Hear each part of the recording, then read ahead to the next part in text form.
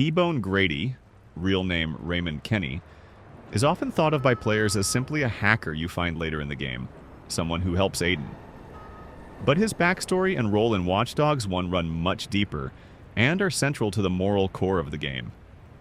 He's not just a sidekick or a helper. He's a creator who turned whistleblower, and his journey mirrors the very dangers of ctOS. Understanding him gives you insight into Bloom's ambitions, and also raises one of the most chilling questions. What happens when the architects of a system become its greatest critic? Raymond Kenney was one of the early engineers behind ctOS, the central operating system that Bloom designed to control, monitor, and manage a city's infrastructure, from traffic lights, power grids, cameras, to data collected on citizens.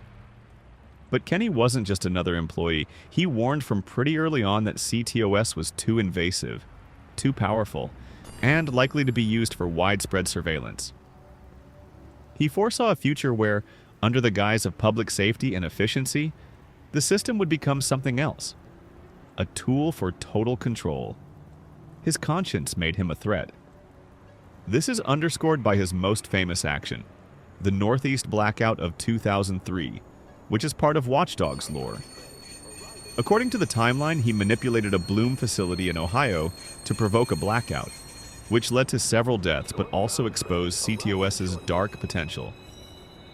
That act wasn't just a stunt, it was a desperate warning, a way for Kenney to show that ctOS could be weaponized, that it wasn't simply a smart city system but a powerful tool in the wrong hands.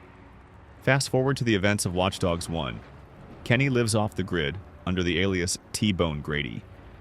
He's hiding in a remote bunker outside Chicago, building his own isolated setup, so disconnected from the system that even Bloom can't easily reach him. Aiden eventually tracks him down not purely for companionship, but because Kenney holds the knowledge, the virus, and the moral impetus to challenge Bloom's control of ctOS. In some ways, Aiden is Kenney's instrument.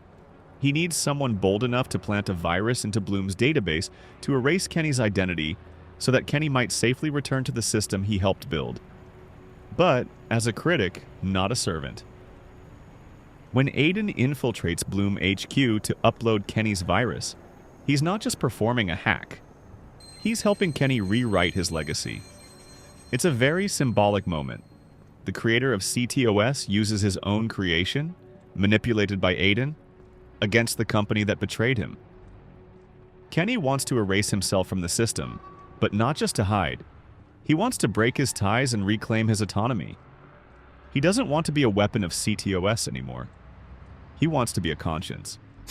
Kenney's character raises a philosophical tension at the heart of Watch Dogs 1. Even a highly skilled hacker like Aiden, driven by revenge, doesn't necessarily challenge the long-term structural problems of Bloom and surveillance. Kenney, on the other hand, represents a more systemic, long-term threat. He's not just hacking for revenge, he's raising existential questions. Who builds these systems? Why? And what happens if they realize the system is wrong? Kenney's entire arc is about accountability. Another thing to highlight is how Watch Dogs uses Kenney to connect the personal and the institutional. His warning wasn't theoretical. He caused real harm unsparingly, but with a purpose. That's a pattern you see elsewhere in the game. While Aiden fights for personal justice, Kenney fights for structural change, even if it means sacrificing his own identity. That's what makes him not just a hacker ally, but a symbol of the stakes. When you build a system as powerful as ctOS, the real danger is not just someone exploiting it. It's the system itself, and the people who believed in it, but changed their minds too late. On top of that, Kenney's presence challenges Aiden too. Aiden is morally complicated. He's not a saint, and his motivations are often very personal. Loss, revenge, protection. Kenney's motivations are ideological, and that contrast is important. Kenney doesn't just want to bring down Bloom for personal gain. He wants to change how the world treats pervasive surveillance. So when they team up, it's not just a tactical alliance, it's a moral convergence. But the game never pretends that's easy. Kenney is burdened by guilt, he's paranoid, he's isolated, he knows the risks are immense. Finally, Kenney's arc foreshadows larger Watch Dogs lore. Bloom's willingness to let a central architect turn critic, and Aiden's decision to side with him, both point toward the future. Bloom doesn't just want technology, they want acceptance or control. People like Kenney threaten both. And in later games, like Watch Dogs 2 and Legion, the legacy of ctOS, then Bloom's ambition, continues. Kenney's resistance in WD1 is one of the earliest sparks of that long-running struggle. In essence, Raymond T-Bone Kenney is more than a side character. He is the moral heart of Watch Dogs 1. He embodies the warning that the greatest threat of smart surveillance isn't only the hacker trying to exploit it, it's also the system's own creators once they realize what they've built.